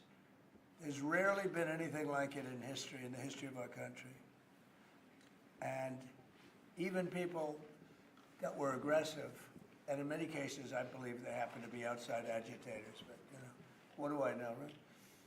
But I think they were outside agitators. There were outside agitators involved. And obviously the FBI was involved because Ray admitted the FBI was involved. Didn't he say 23 people, indirectly or directly, were involved? And it was then 26? That's a lot of people. Now we got to take care of these people have been treated so badly. It's never happened before. What happened in Seattle where they took over a big portion of the city? What happened in Portland where they burn down the city every day and people die? Nothing happened to anybody. But they go after these people violently. I mean, they're still going after brand new people. They found somebody else with a picture. There's never been anything like this. And you know, it's almost 100%. Think of this. Almost 100% of the people are convicted. 100%. It's Washington, D.C. People go into a trial and they say, oh, I have a wonderful lawyer and I didn't do anything wrong. And they end up in shackles almost immediately and jail. No, we're not going to let it happen. About Greenland, we have some interest in buying it, but is there any other option that would satisfy you? About what? Greenland, instead of buying it. Finland? Greenland. Oh, Greenland. Greenland is a wonderful place. We need it for international security. And I'm sure that Denmark will come along. I think it's costing them a lot of money to maintain it, to keep it. The people of Greenland are not happy with Denmark, as you know. I think they're happy with us. We had representatives, my son and representatives went up there 2 weeks ago, and they like us. So we'll see what happens. But Greenland is necessary, not for us, it's necessary for international security. You have Russian boats all over the place. You have China boats all over the place, warships. And they keep... Do you plan to meet President Putin, sir? I'll be meeting with President Putin. When do you think? I don't know. I can't. It's being set up. What your first trip foreign trip might be, sir? So first foreign trip typically has been with UK, but I did it with Saudi Arabia last time because they agreed to buy $450 billion worth of our product. I said, I'll do it, but you have to buy American product, and they agreed to do that. They bought $450 billion. It was the least reported story I've ever been involved in. And now, where are you planning to go now? Well, I don't know. If Saudi Arabia wanted to buy another 450 or 500, we'll up it for all the inflation. Mr. President, you say you were going think to I end probably the got war first day. How do you plan to end the Ukrainian war? Well, we're going to try and get it done as quickly as possible. Do you want to push Israel and Saudi Arabia? It should have never started. You know, the war with Ukraine and Russia should have never started. It would have never started if I were president. Will you push Israel and Saudi Arabia to normalize relations? I don't think I have to push them. I think it's going to happen, but maybe not quite yet. But they'll end up being in the Accords, the Abraham Accords. President Trump, I think Saudi Arabia will end up being in the Abraham Accords. this year? Could be, but soon. Not in a very long way. Oh, look at that! It says TikTok. My! What is that all about? First, we have Alaska, sir. This is an executive order relating to unleashing Alaska's potential as an energy reservoir for the entire nation. And what about Anwar? I believe that would be included in aspects of the order. So we're opening up Anwar. On the TikTok piece, President Trump, you and your members of your team now used to warn about the dangers of TikTok spying on Americans. What changed that you're not worried about that anymore? Well, it depends on the deal. I mean, I may not do the deal or I may do the deal. TikTok is worthless. Worthless. If I don't approve it, it has to close. I learned that from the people that own it. If I don't do the deal, it's worthless. Worth nothing. If I do the deal, it's worth maybe $1 trillion. $1 trillion. So if I do the deal I'm talking about doing it for the United States. If I do the deal for the United States, then I think we should get half. The TikTok In other words, I think the U.S. should be entitled to get half of TikTok. And congratulations, TikTok has a good partner. And that would be worth, could be $500 billion or something. It's crazy. The numbers are crazy. But it's worthless if the president doesn't sign, then it's worthless. If the president does sign, it's worth maybe $1 trillion. So I think, like a joint venture, I think we would have a joint venture with the people from TikTok. We'll see what happens. I mean, that's one of many ideas I've had. The CEO did he say that he's open to that idea? Who? The CEO of TikTok is around. Oh, I think he'd probably like it. Because he's got nothing. I mean, they really have nothing. It's passed in Congress. It gives the president a right to make a deal or to close it. And we have 90 days to make that decision. But I could see making a deal where the U.S. gets 50% of TikTok, polices it a little bit or a lot, depends on them. But remember, they make telephones in China. They make all sorts of things in China. Nobody ever complains about that. Here they're complaining about this. There's so many different products made in China, and nobody ever complained about it. The only one they complain about is TikTok. And TikTok is largely young people. I guess I have a warm spot for TikTok that I didn't have originally. But, I went on TikTok, and I won young people by 36%, Peter. And Republicans typically don't do too well with young people. But it's a different Republican Party. Would the U.S. government buy a portion of TikTok then, or how would it get that 50%? No, you take 50% of TikTok for the approval that TikTok can continue in business. And they'd have a great partner. The U.S. would be their partner. But the U.S. essentially would be paid for doing that half of the value of TikTok. Would there be a private sector owner as Could well in be, the yeah, U.S.? could be a lot. Tell you what, every rich person has called me about TikTok You wanted to block TikTok. Why did you change your mind? because I got to use it. And remember, TikTok is largely about kids, young kids. If China's going to get information about young kids, I don't know. Are you I think, concerned that Chinese to be honest with you, I think we have bigger problems than that. But you know, when you take a look at telephones that are made in China and all the other things that are made in China, military equipment made in China, TikTok, I think TikTok is not their biggest problem. But there's big value in TikTok if it gets approved. If it doesn't get approved, there's no value. So if we create that value, why aren't we entitled to like half? Sir, if they don't come in 90 days, will you shut them down? Does Biden ever do news conferences like this? How many news conferences, Peter, has he done like this? Like this? None. 0. And it would be 0 for the next infinity. For infinity, it would be 0. Mr. President, when you plan to talk to President Musk, going to help implement the executive orders? I think you mentioned No. implementations in your Elon, no. Elon's very busy sending rocket ships up to various places with lots of satellites on them. What is your reaction to the confirmation of Marco Rubio, and what does it mean for Latin America? Which one? Marco Rubio. Marco Rubio. You said Marco. Marco. Rubio. Yeah, I think he's great. I think Marco's doing a fantastic job. I think he's going to get a lot of votes. I think he's going to be at 90% or something. I mean, I'm hearing very good. People know him. They know him in the Senate. They know he's good. He's doing a good job. I don't know. I can't tell you. I don't know what's going to happen with that.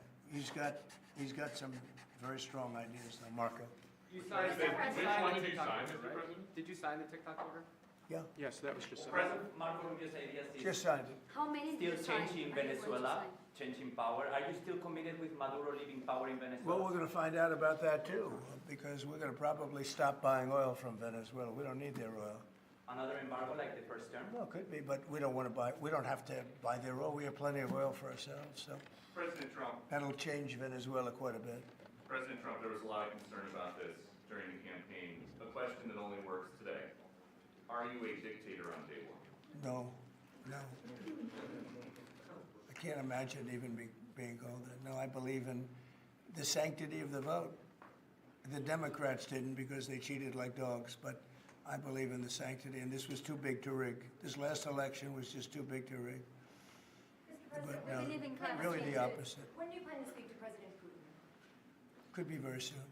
And you talked a bit about Ukraine and Russia, but how long do you think it would take to end that conflict? And I have to speak to President Putin. We're going to have to find out. He can't be thrilled. He's not doing so well. I mean, he's grinding it out, but most people thought that war would have been over in about 1 week. And now you're into 3 years, right? So he can't be thrilled. It's not making him look very good. Now, eventually, you know, I mean, it's a big machine, so things will happen. But I think he'd be very well off to end that war. We have numbers that almost 1 million Russian soldiers have been killed. About 700,000 Ukrainian soldiers are killed. Russia's bigger. They have more soldiers to lose. But that's no way to run a country. What did your TikTok order do, Mr. President? Just gave me the right to sell it or close it. Essentially with TikTok, I have the right to either sell it or close it. And we'll make that determination. And we may have to get an approval from China too. I'm not sure. But I'm sure they'll approve it. And if they don't approve it, it would be somewhat of a hostile act, I think. But it's good for China if it gets approved. Mr. President, so you're not guaranteeing that TikTok will be around after 90 days from today? No, but it could very well be.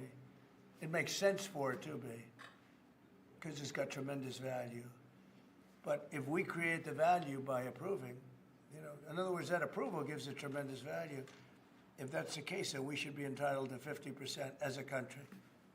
You understand? You haven't heard that one before, right? That's called a joint venture. And nobody ever thought that way before. Well, I don't know. I think you have a lot of people that would be interested in TikTok with the United States as a partner. Mr. President, what was it like walking into the Oval Office this evening? Oh, what a great feeling. One of the better feelings I've ever had. Do you like this town better now than in 2017? Well, we're very experienced now. You would say nobody's ever had experience like I have. I've dealt with some very good people. I've dealt with some very bad people, and I know who the bad ones are and the good ones are. You know, don't forget, I was very successful in primarily the real estate business. And people used to say, who's worse, a politician or a vicious real estate developer? And I'd always say, you know, the real estate developer is far worse.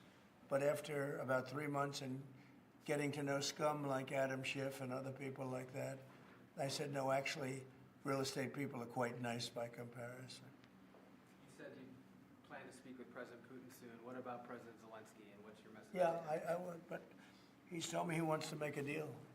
I mean, he wants to make, Zelensky wants to make a deal. I don't know if Putin does, he might not, I don't know. He should make a deal. I think he's destroying Russia by not making a deal. I think Russia's gonna be in big trouble. You take a look at their economy, you take a look at the inflation in Russia. So I would hope, I got along with him great, and, you know, I would hope he wants to make a deal. Mr. President, are you keeping U.S. sanctions on Russia until he makes a deal? Well, sanctions or tariffs, I think the word tariff is much better because it keeps your dollar stronger. I think tariffs are more effective. I mean, I use sanctions on Iran. Iran was broke. When I left office, Iran was broke. They had no money for Hamas or Hezbollah, none. They were flat broke. And October 7th would have never happened. And I think you all know that. It would have never happened. They had no money. Now they're rich, but you know, they're weakened in a different way. I would say that the one attack by Israel really set them back. It really set them back. The Pagers, and others. You know, the attack on air defense was a bad attack for Iran. What are you signing now, sir? It's an executive order relating to reforms to the federal workforce, including to the senior executive service. We're getting rid of all of the cancer. I call it cancer. How confident are you, Mr. President, that you can keep the ceasefire in Gaza and conclude the 3 phases of this deal? I'm not confident. That's not our war, it's their war, but I'm not confident. But I think they're very weakened on the other side.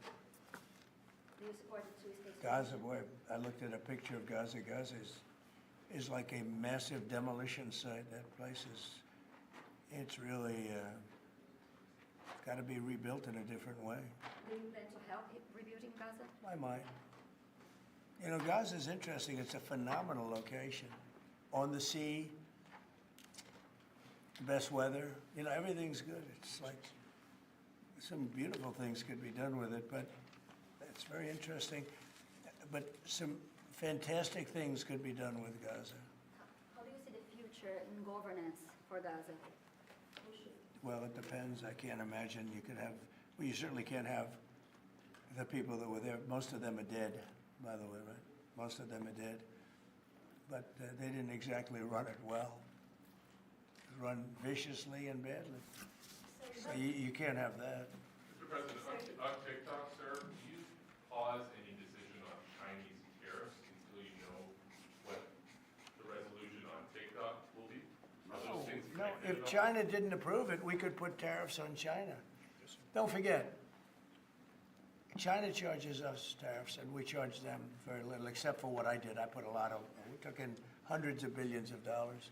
But until I came along, China never paid 10 cents to this country. They ripped us off, and they never paid anything. But like, if we wanted to make a deal with TikTok, and it was a good deal, and China wouldn't approve it, then I think ultimately they'd approve it because we'd put tariffs on China. Maybe. I'm not saying I would, but you certainly could do that. And if we said, well, if you're not going to approve it, then that's a certain hostility, and we'll put tariffs of 25, 30, 40, 50%, even 100%. And if we did that, I think they'd approve it. President Trump, you've seen the other living presidents a couple times in the last few months. If you ever had to call on one of them for advice about anything that's going on here, which one would you call? It's an interesting. Well, I thought Bill Clinton was a very good politician. I don't think he was used properly. I think they disrespected him. When Hillary was running, he came back and he said, you know, you better get up to Michigan and Wisconsin. You remember that, Peter? Every house has a Trump sign on it. And they all laughed at him because the Republicans hadn't won Michigan or Wisconsin for decades, long time. And they all laughed at Bill Clinton, like, the hell does he know? And he turned out to be right because I won both of them. And then we just won both in this election, too. We won Wisconsin and Michigan and every other swing state. We won all the swing states, all 7. They talked about 7 swing states. We won them all. So, but Bill Clinton he had a great political sense, I think. You looked like you were having a good conversation with President Obama at President I Carter's was. funeral. And you'd like to know what it was? Everybody wants to know. I know, I wouldn't want to, but we were having some crazy conversations. Why do you asking a question like that? I don't think you want to know. You might not. You might be insulted. It's an executive order relating to holding former government officials accountable for unlawful disclosure of sensitive information. This next one, sir, is a declaration of a national energy emergency. That's a big one. You know what that allows you to do? That means you can do whatever you have to do to get out of that problem. And we do have that kind of an emergency. President Trump, at some point will you use your powers of the presidency to tell Americans who are concerned about drones? Yeah. A few weeks ago, Yeah. what exactly I will. happened? Can you tell us now? In fact, I'd like to know because I just got here. What do you think? I just came here. I've been here for what, 15 minutes now. Do people listening, because this is going out loud. And I got to read this letter too. Because of you, I found this letter. I can read it for you. It's interesting. Yeah, I knew you would. Your father would too. But is it anything these drones? Is it anything that people need to be worried No, about? I think it's terrible. I would like to find out what it is and tell the people. And can you commit to some kind of? In fact, I'd like to do that. Could we find out what that was, Susie? Okay? Yeah, why don't we find out? Immediately. I mean, I can't imagine it's an enemy or there would have been, people would have gotten blown up all over. Maybe they were testing things. I don't know why they wouldn't have said what it was. They had a lot of them flying over Bedminster, which is interesting, right? And with the events today and yesterday, was everything moved inside just for cold weather, or was there some kind of a security concern? No security. Because they had everything shut down to drones. You can shut that down pretty easily if you're sophisticated. They're very sophisticated, these people. No, it was just cold weather. And we made a good move because, first of all, I thought it was incredible in the Capitol today. You know why I liked it? Because I got great reviews on that speech. I got great reviews. Can you believe it? They actually were fair. Maybe the fake news is changing. Unleashing energy production. Yeah, unleashing energy production. But I thought it was, I think having it in the Capitol is great. Obviously, you can take care of the people you have to take care of. The city was booming.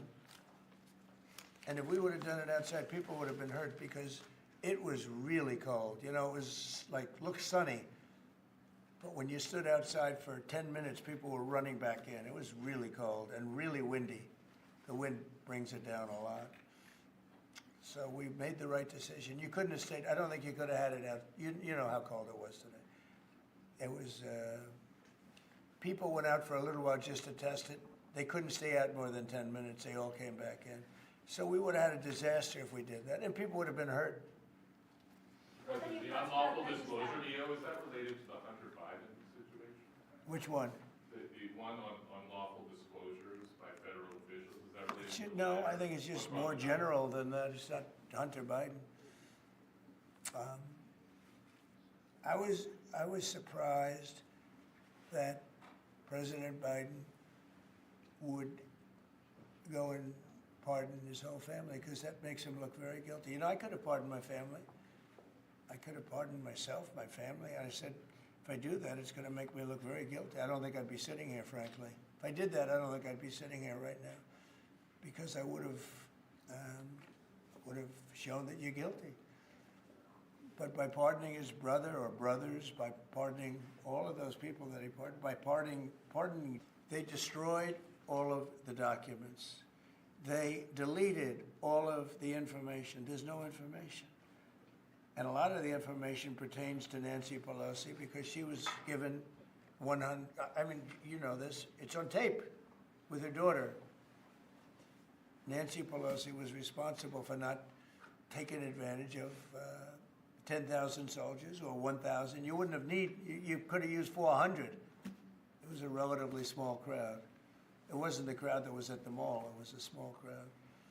So I was a little bit surprised that he did it because it makes him look guilty. I mean, he's going to have to live with that. Now, with that being said, it's unbelievable precedent it creates for a president.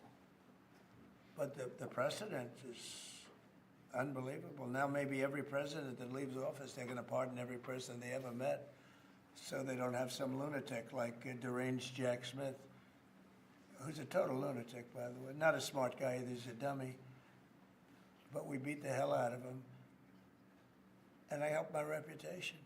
Do you think you'd have to do the same thing at the end of this term? Well, I guess now I have precedent to do it. I wouldn't want to do that, no. I think it makes you look very guilty. I think it makes Biden look very bad, very weak, and very guilty. And, I mean, he pardoned everybody. How about this J6 committee? Why is he pardoning them? The reason is because if you delete and destroy documentation, everything, they have nothing because they were guilty as hell. They rigged it. It was a rigged deal. And when you do that, they look very bad, but I was a little surprised he did it. Liz Cheney, I mean, she's a lunatic. And she lost by the greatest margin in the history of a politician running for Congress, like 40 points. The reason it was the greatest is because anybody losing that badly is going to drop out. But she's a nut job. She doesn't drop out. You know, she just keeps chugging forward. Or lost by. But why would Biden do that? He pardoned her and pardoned everybody. The reason is that they destroyed documents. And if you're even in a civil case, which this wouldn't be, I mean, people go to jail for a long time for doing that. What's this one? That's unleashing American energy, sir. It relates to easing permitting processes and other regulatory systems to ensure that we can produce energy efficiently to drive the American economy forward. President Trump, looking around the office, we noticed some changes from the way that Biden had it set up. Can you confirm that you have added back the Diet Coke play? I think this, first of all, I just got here. So my people came in. They have extraordinary decorator sense, right? Let me just see some of the pictures. That's a good one. I could live with him. I could live with George Washington, I can tell you. I could live with Thomas Jefferson. I could live with most of them. They took a very safe route.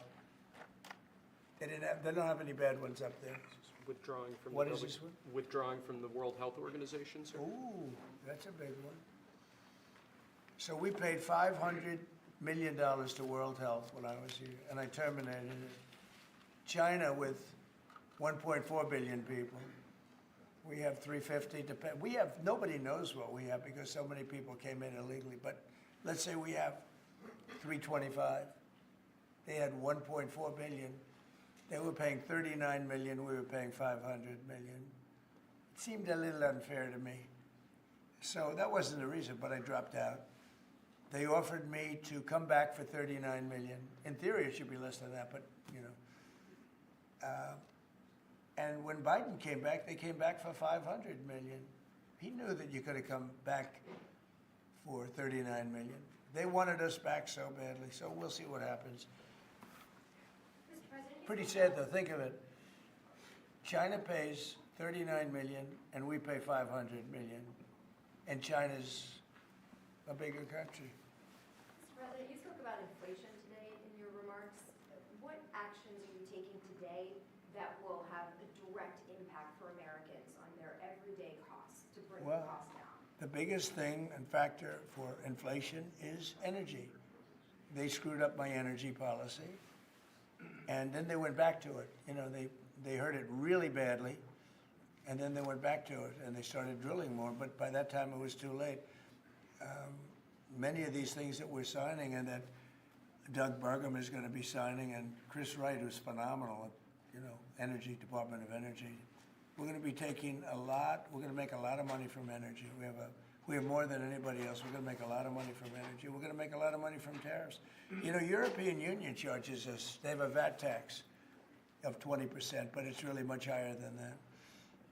And that's the equivalent, almost the equivalent of a tariff. And they're tough. They're very tough. They don't take our cars. They don't take our farm.